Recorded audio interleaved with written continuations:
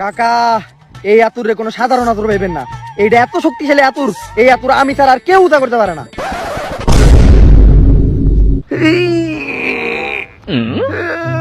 ধর তো।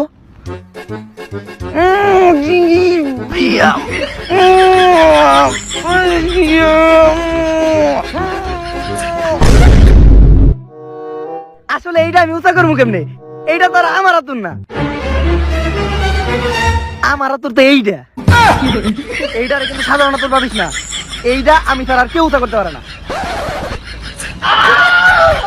চলো KGF এর উদ্দেশ্যে রওনা দিই।